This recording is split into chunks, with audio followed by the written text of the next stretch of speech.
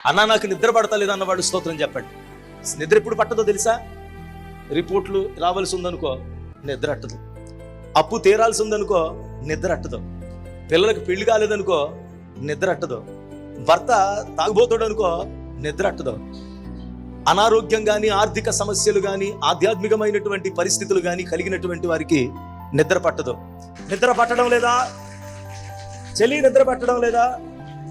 తమ్ముడు నిద్ర పట్టడం లేదా? తమ్ముడో నిద్ర పట్టడం లేదా? అమ్మా నిద్ర పట్టడం లేదా?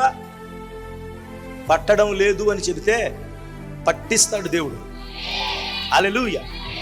నిద్ర పట్టకపోవడం ఒక జబ్బు కాదు.